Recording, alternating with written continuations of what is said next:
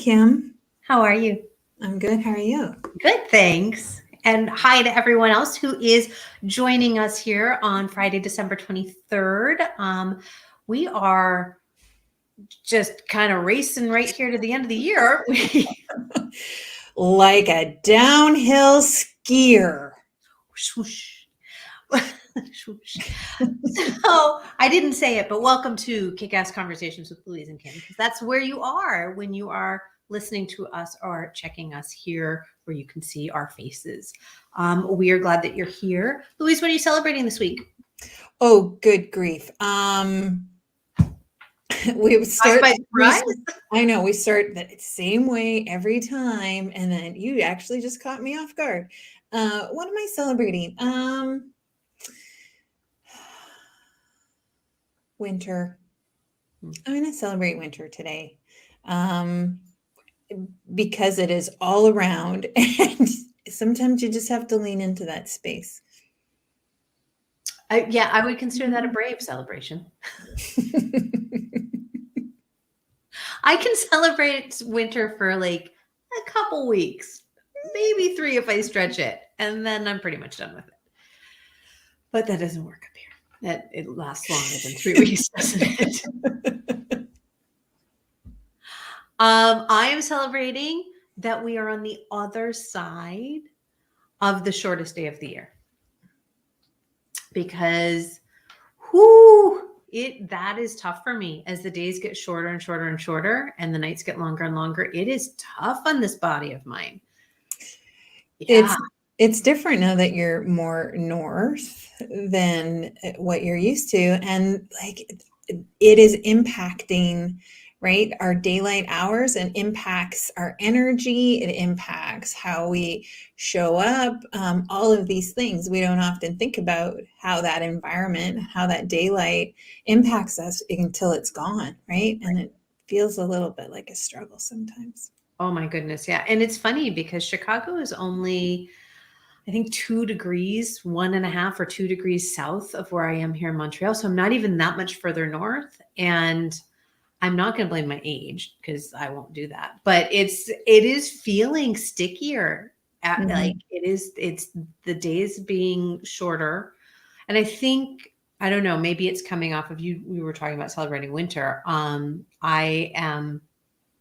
Maybe my body's remembering how long winter is up here, because that is longer up here than even just down in Chicago.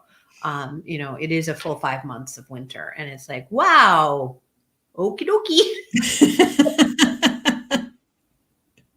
Sure, I can do that. It takes some adjustment to the body and the mind. Yeah, for sure. It does, for sure. What are we talking about today? We don't have a guest today. It's you and I sitting down here beside the crackling fire. Let's just pretend we have a nice warm fire. Yep. What are we talking about today, Kim? So we're talking about navigating uncertainty. And we intentionally, these last 2 episodes of the year, we are taking these last 2 just for you and I, just to kind of cozy in by the fireplace and check in with our listeners as we had for the first 6 months. We will be rejoined by guests starting in January. But we are tapping into this idea of uncertainty today. And I remember when we were talking about, is this really the timing for us to have this conversation? And I think it is. I think not only turning that page to a new year, which is filled with uncertainty, it's also a lot of people it's a struggle at this time of year, and it brings up those feelings of uncertainty and where am I in the world and where am I in my life? And so I do think it is timely. Not the cheeriest of subjects to, at least on its face, not the cheeriest of subjects to be diving into just before before certain holidays, in the midst of other holidays, just after the solstice. It's like there's this time where light is being shown into the world, and we're talking about uncertainty. What was it about talking about it now that felt right to you, Louise? Well, so it's a little bit about going into the new year, right? Often we're very resolution and goal oriented, as the calendar flips, but also just thinking about holidays and having to navigate some of the unexpected things that happen can be really, really challenging. We get sometimes very focused on things landing a certain way. We can stress ourselves out about, kind of how are we showing up to our friends and to our family. And there's a lot of energy, I think, that we put into like this ideal that we have around the holidays, what it's supposed to look like, what it should look like. And when things don't go as planned, it can really throw a wrench into not just that day or that plan, but it can get really, really sticky. And then it can carry on until your next day, your next week. And so that was kind of, when I was thinking about topics for this week, it really is around like, how do we, maybe it's not about navigating uncertainty. Maybe it's like how we go with the flow a little bit more. Yeah.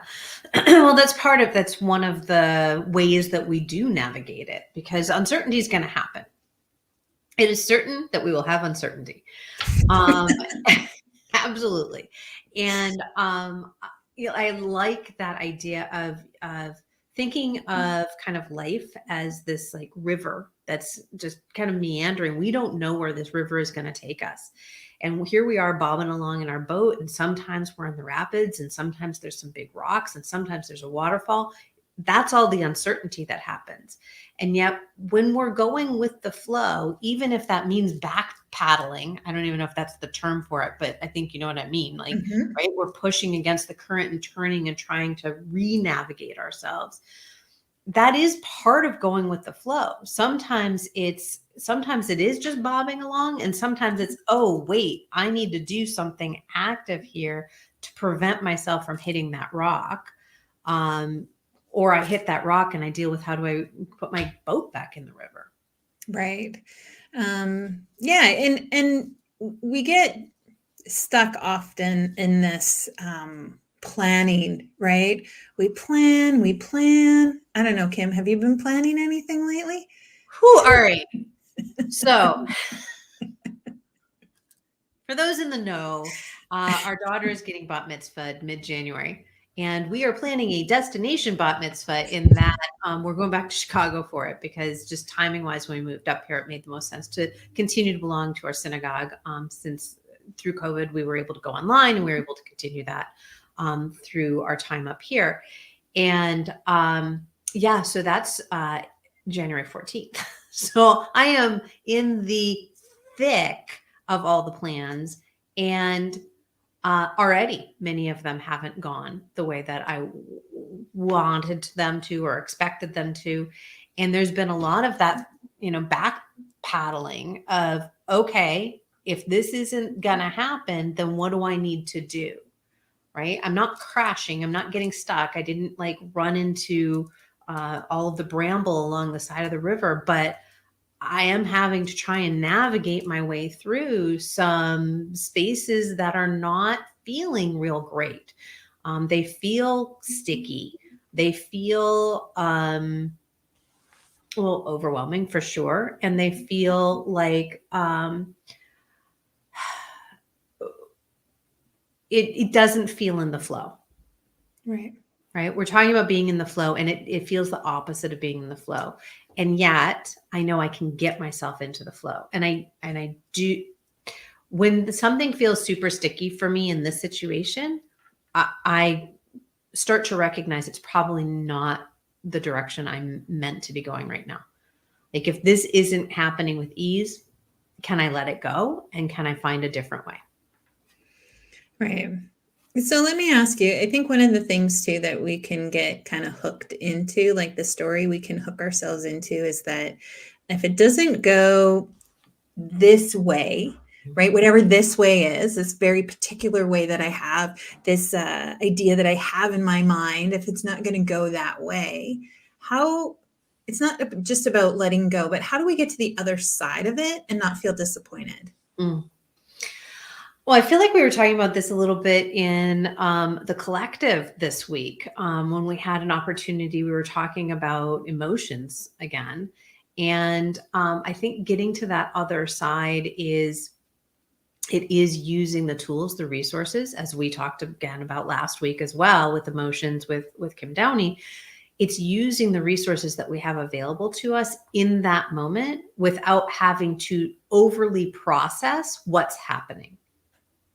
Because if we stop to think about, oh, what's happening? How do I do this? Like, then we get derailed. Now we've added more on top that we've already been experiencing. But it's really about how do we figure out in the moment how we can keep moving forward, even though things look different. Yeah. Yeah, and resources look different, right? Like we don't have to just resource ourselves. Sometimes it feels like depleting sometimes if I always have to constantly like come to my own rescue, like be my own resource, like Yeah. holy cow, right? But there are other things, there are other people, there are these environmental influences that can be resourceful. And so just taking a moment to say, like, so am I in flow right now? Where can I, or how can I get a little more ease? Not push so hard through the crunchy. Maybe the crunchy is not a place to be pushed, right? How do we make it easy? Maybe it is. Maybe it's crunchy for a moment and it's easier on the other side. Maybe there's those rapids, right, that we need to navigate through to get to the other side. But maybe we're also on the wrong river. Maybe this isn't the river that we're we're supposed to be flow. I don't want to use the word supposed to be, but maybe it isn't the river. It's we're not meant the river to flow down. that's right for right now, maybe. Yeah. Maybe there's a little offshoot that you can take that's Yes. not a little bit for right now. Right. Yeah, I think, when I think of the different times where life has felt really uncertain, and particularly around planning things, but there's also that uncertainty where you haven't necessarily made hard, like you're not in the planning process or you're not in the hardcore planning. I'm thinking in relationships, whether that's a relationship with another individual or a relationship with an organization, when you recognize it's time to wind down that relationship, sell the business, close the business, leave the job, even though you don't know what's next, end the relationship, end the partnership. There's a lot of uncertainty that comes with that. That's not about planning, because we assume we're going to continue forward with something. And we don't think about when or how it's going to end. Everything ends. Everything ends in the way that it is today. And so coming to some peace ahead of time, saying, yes, I'm moving forward with this as it is now. I don't know what the future brings, and I'm okay with whatever it brings, allows you to more easily, I think, move into kind of those offshoots on the river, because we're not guaranteed anything in life. And I think when we can make peace with that, that makes uncertainty not feel as sticky. Yeah, for sure. We get attached. You say that we didn't, like, sometimes uncertainty comes without planning, right? But I think I'm going to disagree a little bit, because I think it ruins our plans. Even though we may not have planned something, I think it comes in and it throws a wrench into what we thought our future was going to look like. We had this vision or this idea. Maybe we didn't actively plan it, but it's kind of down there on the map or in the planner. Certainly feels planned. But then there's this wrench or something that's outside of our control that kind of alters what our vision of the future is. We can no longer have that vision. Now it's changed, right? We talk about like the recession and the layoffs that are happening in some industries.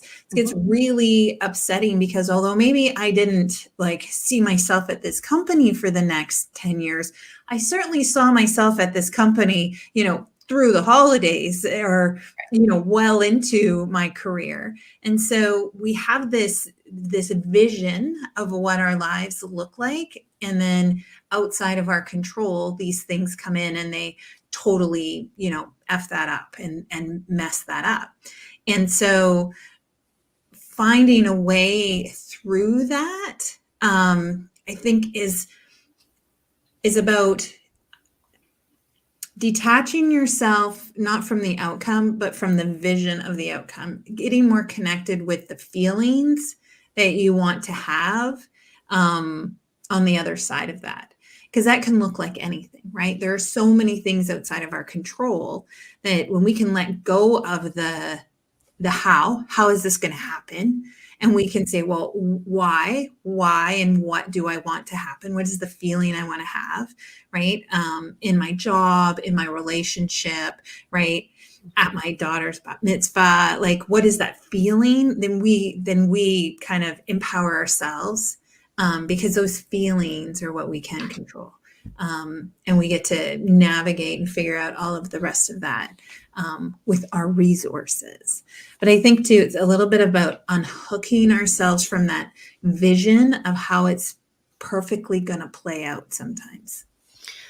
Well, and I will push back just a titch, and this is where we're getting in the weeds of language, which you and I love to do anyway. Because to me, I would never unhook from the vision, because the vision is the feeling. And that's what I teach my clients is when we have a vision, we're not tied to the how or the what, we're tied to the feeling. And the feeling is the vision, because I don't want to necessarily let go of that feeling of how I want to be at my daughter's bat mitzvah, at, when I hit a certain level in my business, when I've hit a certain level in my career, whenever these things are, I don't want to let go of that feeling. It's the how and the what that I want to be able to detach from, so that I can keep moving forward, even with the unknowns. Because I'm going to go back to, we're not guaranteed anything. We don't know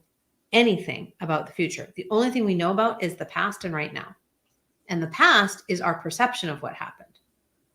It's not like a linear set of facts that everybody agrees on. It's our perception of what happened, which comes with a lot of stories. So really the only real thing is right here in the here and now.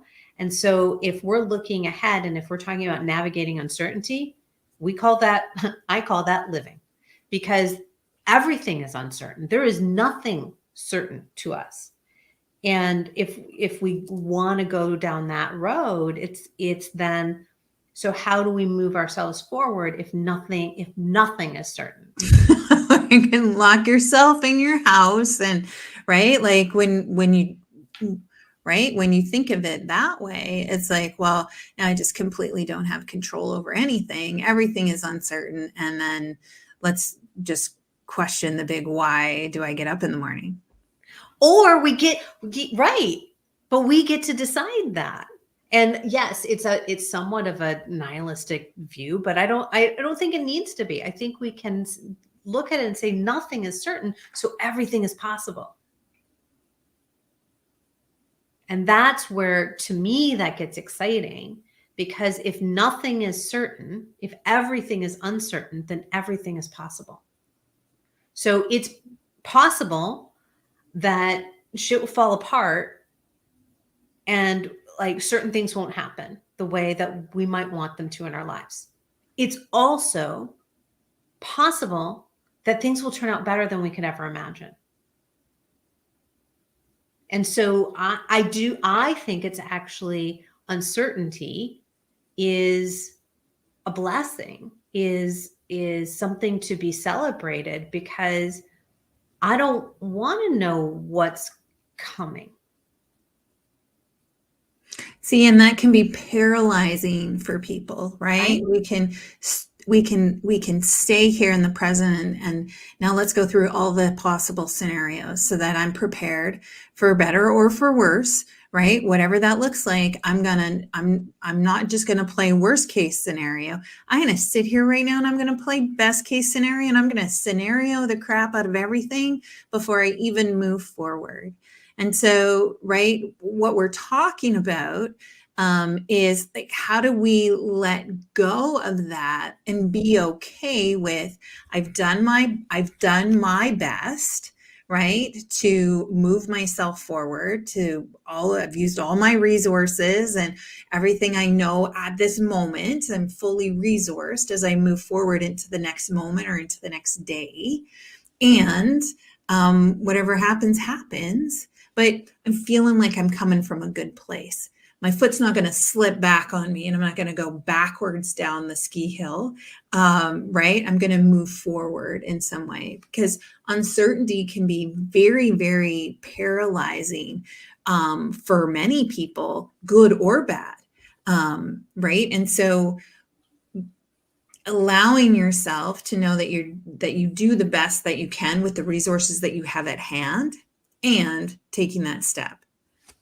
So I lost probably about a decade or more of my life to being paralyzed by uncertainty.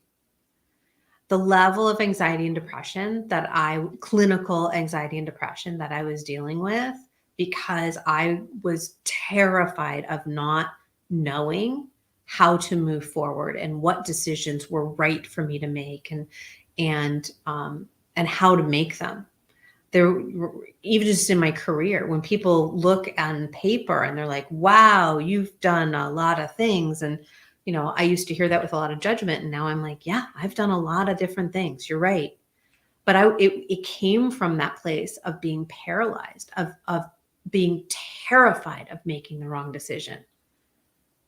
And my working through it to get to a place where I can now say, I'm excited by the uncertainty, because I know that means that things are possible.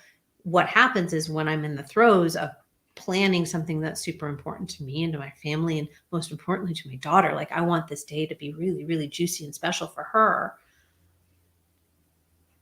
That terror, that fear can really, I feel it all the way up to here. It like fills me up.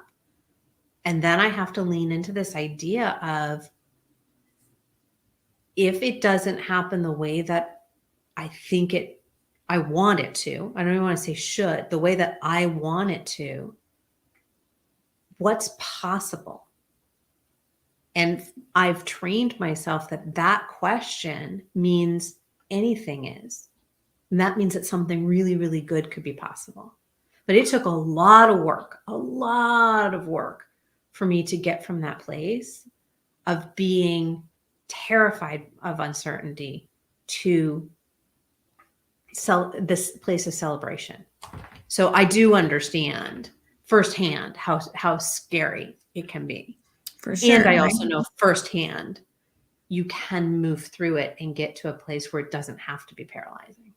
Because also, like, what you and I are both saying is that, like, we're not saying throw your plans out the window. We're not saying, like, willy-nilly jump into the river with no boat, with no map, with no plan, and like hope that you get to the bottom alive without smashing into a rock. Like, this isn't what we're saying. We're saying, like, there are plans, and there are things that we do to move ourselves, our business, our career, our relationships, our fill in the blank, whatever that is. We plan to move forward in a particular way to the best of our abilities, using all of our resources, and to be in a place where maybe it's not initially okay. Maybe it's like, right, like, let's not, like, pretend everything's always right, great and fun and it's always going to work. Sometimes there's that fear, there's that anxiety, and still being able to finish your journey down the river,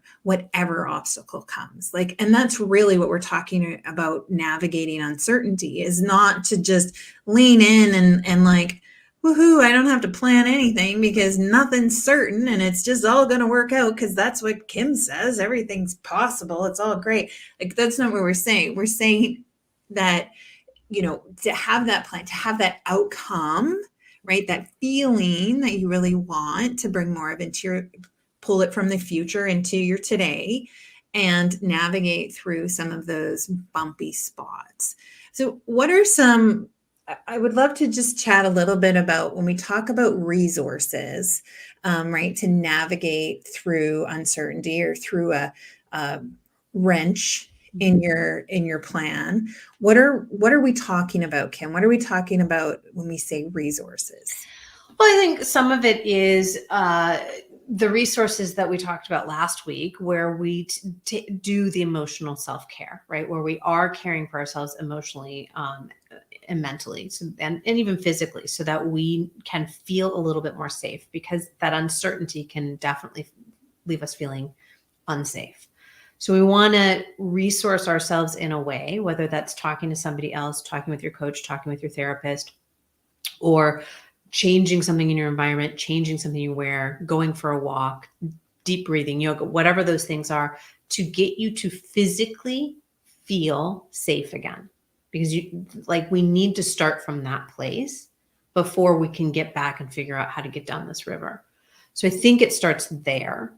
And then from that place, it is, what do you use for your compass? We talk a lot about values, and we talk about where is that inner GPS? That, to me, it's your mission, vision, and values, both as a person and as a business. So how do you look at your compass to guide you? And sometimes that guide can remind you, this isn't that important. I'm stressed. I'm up to here because I can't make a decision, or this fell through, or whatever it is. And when you look at your GPS, you go, that's really not the most important thing that's happening here. I can let this go. And it will either resolve itself, or it will resolve itself by not existing. I think those are the first two things that I would do. What about for you? What are some of the things? Well, yes. So it's someone in our past has always said, right, just to stop. There's so much power in the pause, and to ask yourself, is there blood, right? Sometimes, or oftentimes, we can magnify the magnitude of the obstacle or the wrench or whatever that looks like. And then sometimes now we're solving for the wrong problem. I call it my snowblower. But we solve for the wrong problem sometimes when we are in it. And so when we can just take a step back, take a pause, and ask ourselves, first of all, is there blood? Are we okay? Right? Because we're having some kind of fight, flight, or freeze reaction to something that isn't necessarily dangerous. Could be, but check in, right? You could be in a dangerous situation, but check in. And then resource yourself, right? All that self-care that you do all year long, all the self-care that you do, and the emotional work that you do all year long comes into play, because now you have these other resources, these other emotions, this other knowledge sometimes that exists below the neck, that can really be helpful. But it's kind of that right sizing. What's the real problem? Am I solving for the real problem?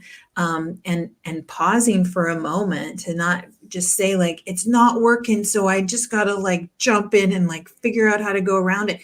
Maybe it's not an around problem. Maybe it's an over problem or an under problem. But so those would be my two things, I think, is kind of right sizing it. And that usually comes after you pause for a moment.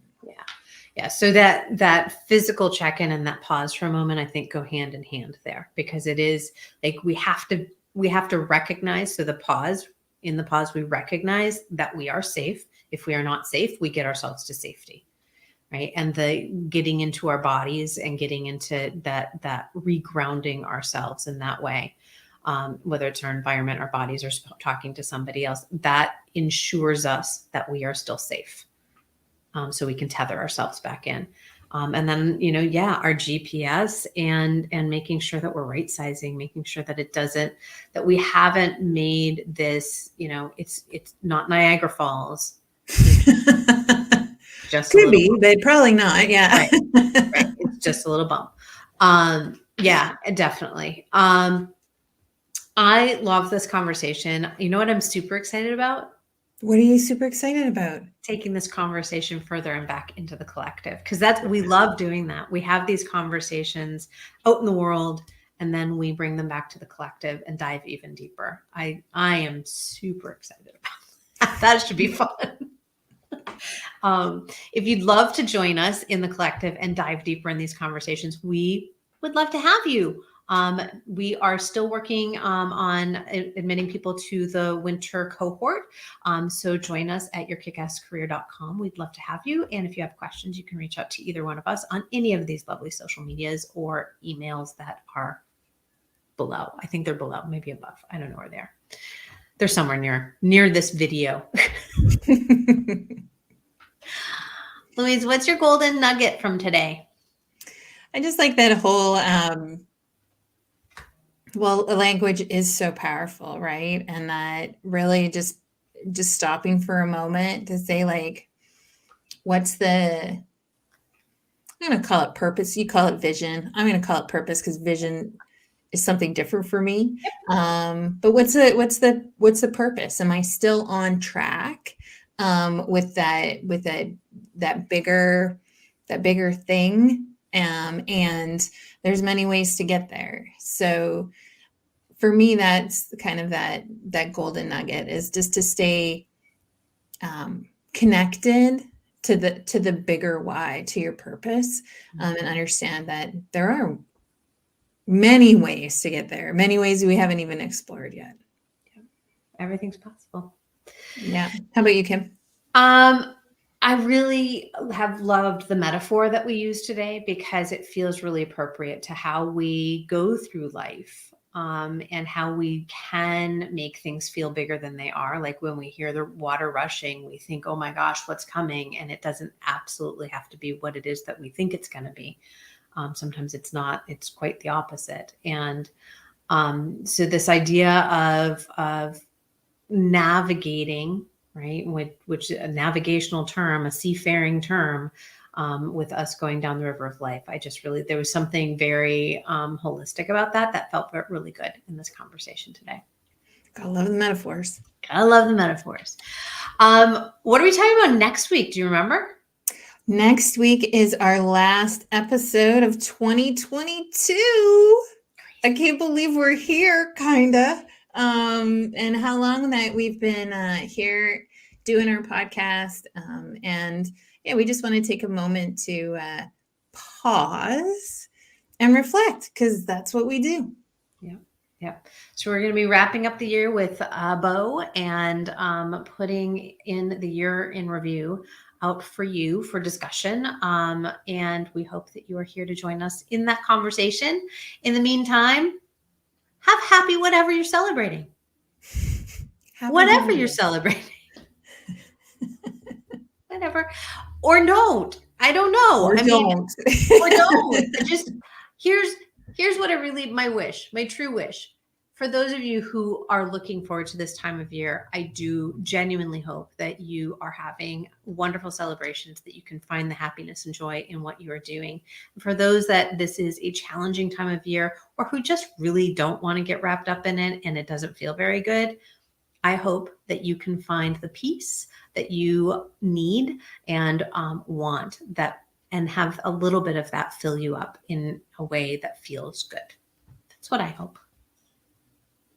Beautifully said. Thank you. Thank you, everyone, for joining us today. Right. Take Bye. care.